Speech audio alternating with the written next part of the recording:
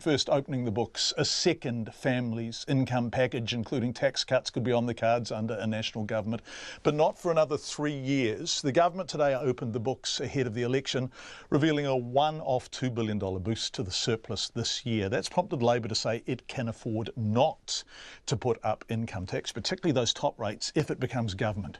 But there's a catch to the forecast today. Growth will drop away in coming years. In fact, surpluses from 2019 to 2021 are lower than estimated in the May budget. Making some sense of all of this, here's our political editor, Jane Patterson. It's the day politicians have been waiting for before they put the finishing touches on their election campaign promises. But the Finance Minister, Stephen Joyce, is urging caution, saying there's little room to move within the current budget. There's a little bit at the end of the current financial year, but very little from there on. There's about a $2 billion increase in the surplus in this financial year just finished. But that does flow away again over the next couple of years. So you're only talking potentially a few $100 million a year at this point. National unveiled a $2 billion a year incomes package, including tax cuts in the May budget. And Mr Joyce says they'd like to introduce another one in a few years. Firstly, we've got to complete the first one. That doesn't happen until April 1 of next year and is, of course, built into these forecasts. But then the second one, if we were able to do it, would be in around 2020, unless economic conditions were significantly better. Labour's leader Jacinda Ardern has welcomed confirmation from National it would not make further tax cuts in the near future. The government has made the right decision in ruling out tax cuts. Of course, that was always our position. You'll recall that at budget time, we certainly were the only party to vote against tax cuts at that time, because our view was there was such a deficit in social spending, there was not room for any such promises and pledges. In terms of Labour's own plans, Ms Ardern has ruled out any income tax increases under a Labour government, including to the top rate. She says Labour can afford to fund its spending promises without needing extra income tax. We've looked at the books and what's available now. We believe we can deliver on what our policy intentions are with what is available. So we will not be campaigning on a top tax rate. I have no intention of giving that to the tax working group that we'll be establishing, and it's not part of our plan. What TV series was written as a prequel to Outrageous Fortune? West Side. West Side. While the Treasury was opening the books, the National Party leader Bill English was talking business startups and being a quizmaster at Biz Dojo in Wellington.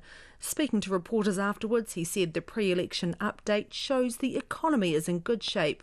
The forecasts show growth's a bit softer, but pleasingly they also show lower unemployment and more consistent growth in wages. The Green Party leader James Shaw says some of the underlying numbers are not good news. Wages in particular are stagnant, projected to be stagnant over the next few years.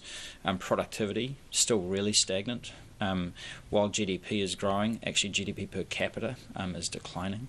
And so some of those kind of indicators show that, the numbers that Stephen Joyce likes to throw around don't actually match up with some of the underlying reality. The ACT leader David Seymour says surpluses are nothing to celebrate. The government over the next 4 years is going to take a $15 billion surplus. That's a $15 billion deficit for households. The government has been under pressure over health spending in recent weeks amid reports of growing district health board deficits and long waits for surgery at Dunedin Hospital. The Council of Trade Unions economist Bill Rosenberg says the fiscal numbers don't show the whole picture. What the DHBs are doing is, because their hospitals are under such pressure, both because they're emergency operations and because of the public gaze on them, they've been channeling their funding to those hospitals at the expense of the community and primary health services that they also fund. Stephen Joyce was asked if, under the forecasts, the government has adequately accounted for future demands on the health service. He said it had, with the government investing significant amounts of money into the sector.